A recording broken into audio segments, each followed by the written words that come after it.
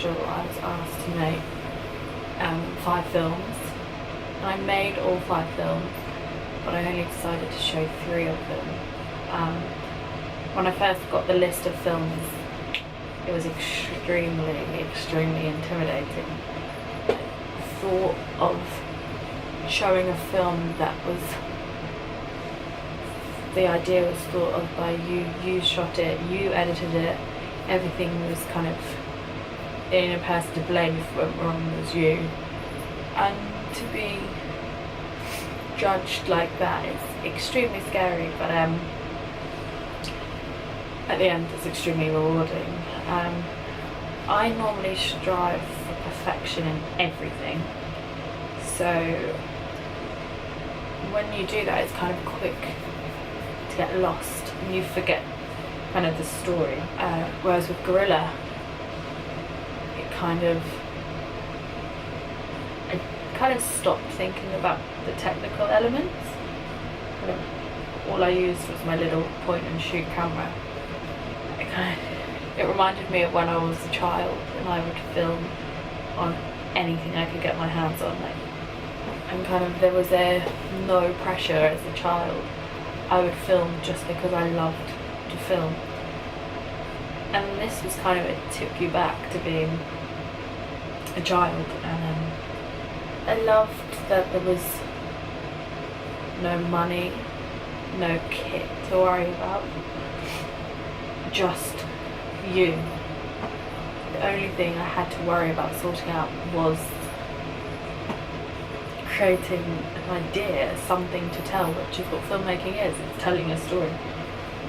I shot on my point and shoot, and I edited on Final Cut, free trial, and I love that because there is no pressure with scheduling, with kit, with money, with budgeting, with all of that, it doesn't matter if it goes wrong, that it doesn't matter at all if it goes wrong, which is really nice because it kind of frees you of that, and you have this nice space to live in when you can try new things, you can kind of do anything, and it's only going to be me at the end of the day that sees the footage. If I don't like it, I can throw it away, like no one's going to judge me. It's the whole idea that you need money to make films. So many people use it as an excuse. Like, oh, I'd love to do this, but I don't have the money. Like, you don't need the money. Just get a camera and film. It's the most important thing, is just doing it. So we watched 5 Broken Cameras in class, which was an amazing film. It made me, embarrassingly, it made me cry, but it was so perfect because it wasn't perfect. Like, this guy would just use any camera he got his hand on. He had 5 pretty average cameras, but it's what was on the other side of the camera. That's the point of it. It's not about the technical elements. It's not about the framing, it's not about the composition, it's about what is on the other side of the subject. I love searching for stories, I love telling stories about real people, and a lot of the films, like 5 Broken Cameras, it's the film, the camera is only there to capture these people. These people are the important thing about the film. That is what filmmaking is. It's not about the camera, it's not about the car, it's not about any of that. One thing I love about having all these pressures taken away is that it kind of lets you think in the moment, be in the moment. It opens you up to kind of playing around and trying new things and experimenting, and that kind of leads to the creative, innovative way of thinking, and that's healthy in film. A lot of films are so stagnant, and everything in Hollywood remakes. No one's kind of thinking, I say no one, obviously people are, but so the first one I made was make a found footage film in the form of a letter to a loved one. So my idea was, I shot a film of my grandpa. Me and him had a day out in London. I got the idea, well, I decided on a whim just to take my camera with me, but when I turned up at the tube station, My granddad was there in a suit and this like long black jacket. I found it hilarious and so typical of my granddad. So I just got my camera out, and from that moment I filmed the whole day. My granddad's a northern man. He comes from a working class family in Rotherham, and now he lives in Norfolk, kind of the dead part of England where nothing happens. So when he comes to London, it's like he's exploring everything for the first time, and everything's new to him. And I love filming that. It's like almost like filming a child trying everything for the first time. There's moments of pure excitement. You can see it in the film, like bits of him dancing in Covent Garden and pretending to be an actor outside the BFI. So a lot of the shots are very close up of my granddad's face, and this is something that kind of happens in a lot of my films. I'm obsessed with people's faces. I love capturing just features on everyone's face. I love faces, and I especially love old, kind of withered faces. I love faces where every wrinkle kind of tells a story. It's kind of Giuseppe Andrews films that we watched. He films in the trailer park where he kind of, that's his life. He films his life. I love to film my life. I love to capture everything around me at that time. I love the everyday. I love the normality of life. I love capturing it. There's so much to tell in it. And like Giuseppe Andrews, a lot of his stuff is everyday, but he kind of turns it into this weird fantasy with kind of vortex cardboard box. I don't know, but I would like to think that I kind of do the same as him by taking my family, my friends, people I know, and making a film out of it. But I'm not one for fantasy. I've never been one for, I'm perhaps too serious of a person. I chose to do the love letter to my granddad because for some reason I always get extremely emotional about my granddad.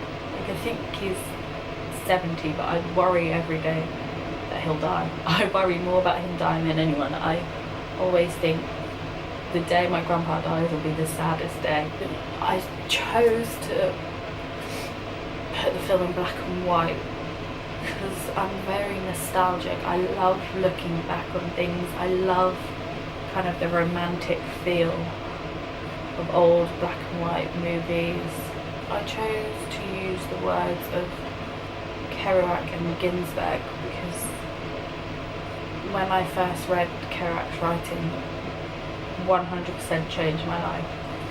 It created this whole new way of thinking for me and led me to hoping for a career, looking for a career in film, and how art in any form, in literature, in music, in film, how it really does change people's lives, and it really does have a strong power. A power to change, a power for so much, and I kind of owe a lot to Kerouac, and I absolutely love him. And when I first read this letter, it kind of resonated deeply with me, and it reminds me a lot of my relationship with my grandpa.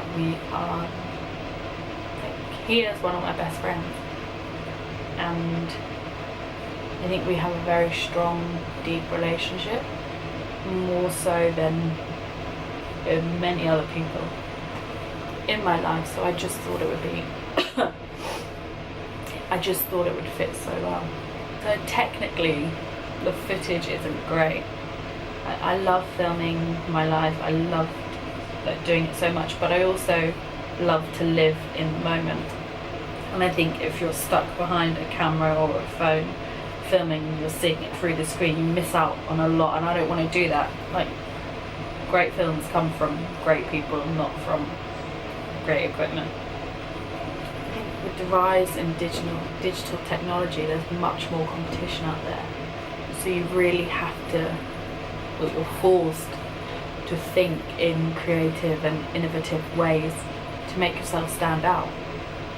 It's so easy now to get lost in with platforms like YouTube, Vimeo, and especially online film festivals, like short of the week. There are hundreds of submissions every day because it's so easy to shoot. So the second film I made was a one take about a political issue that bothers you, and immediately the first thing that popped into my head was pollution in London. Now, this is something that really bothers me. As a cyclist, I love to cycle because one, it's great exercise, and two, it's much better for the environment. But you get punished every time you cycle by these idiots in 4x4s who completely gas you while cycling, and something that really pisses me off and something that London really needs to sort out. But yeah, so I decided to make a film about that. So I had to think, how do I get this idea of pollution in London on film in one take? So I decided to go to the busiest street near Holborn in rush hour and just stand in the middle of the road with my camera and just shoot. And I stood for a good 15-20 minutes just in the middle of the road, and the amount of cars and gas and shit coming from these, and what bothered me most is there was like one person in each car. Is it really necessary? London has one of the greatest public transport systems.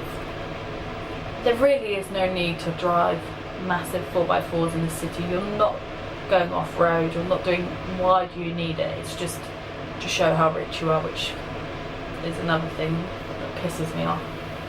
I shot the cars going past, and when I went to edit, it was kind of, yeah, it made a point, but it didn't make the point strong enough. So I did cheat slightly, and I placed a kind of smoke filter that gradually fills up the screen as the film goes on, and I think it worked really well. It just kind of gassed the whole screen by the end, which will happen to London eventually. This film wasn't the best thing I've made, but that was the good thing about the modules. You had to make them, you had to submit something, and that's always been something I've been really bad at. I can't submit something unless I think it's perfect. Like, I'd rather submit nothing and fail than submit something that is kind of subpar. So to be forced to have to submit films has been a really rewarding and helpful experience. By the time I made my last film, I'd really loosened up to the idea of showing my films to a class and talking about them and kind of putting yourself out there to be judged, which is completely terrifying.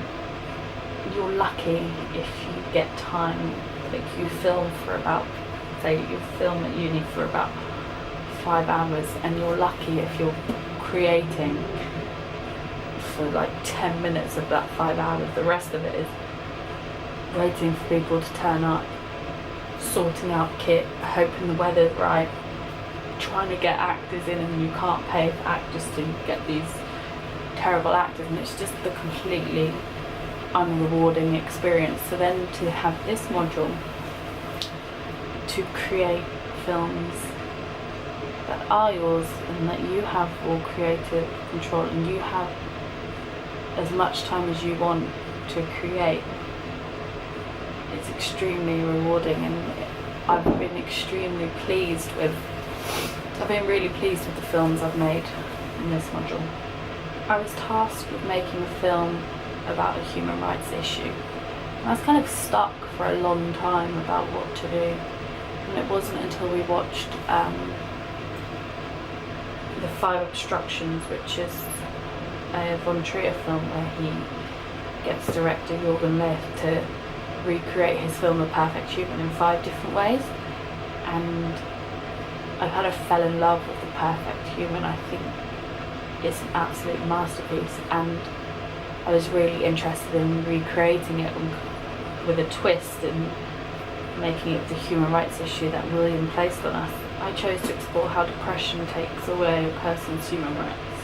So the film starts with the subject in a room, which is me, and the voiceover from the film begins with that I'm a perfect human. Then the camera has a malfunction and images flash on the screen, and it's like almost the breakdown straight away of that perfect human has broken down, and these images by a photographer called Francesca Woodman, who creates this kind of haunting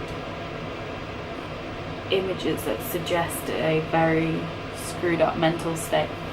And when the human appears again, there is the female voiceover, which is me, and it's kind of the voice of the person on screen and the voice of the not so perfect human, the imperfect human.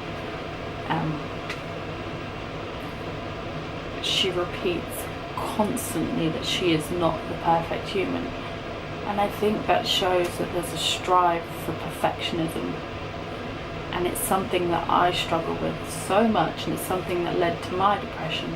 I was going to have someone else, but I really wanted to kind of force myself to address the issue, and it's something that I think it needs to be confronted to be solved. That sounds like a really lame, generic thing to say, but I truly believe that. So when I first suggested depression as a human rights, a lot of my friends were a little bit crazy, because I think people think human rights is only when you're oppressed by someone else, but I think it's depression, it's you taking away your own human rights. It's a really interesting dynamic to kind of comprehend and to kind of put on film. It's quite hard. I felt the whole time that I was a faulty human, I was not the perfect human. Trying to put my feelings and my words together to make this film was quite painful. Like, I've not been depressed for a good year, and to kind of go back to those feelings or thinking about those feelings, it really is pretty shit. I share the films on my Facebook page, put them on my YouTube channel. Really, like, it's very hard to get people to kind of even donate 2 minutes of their day to watch a film by someone like me who's not anything amazing. Like, it's really hard. My mum is the only person who watches my films. It's kind of a bit shitty that you put all your time and effort into making a film and it just kind of goes unnoticed. It goes in with millions and millions of other people's videos. But to me, it's not really about how many people watch it or what people think.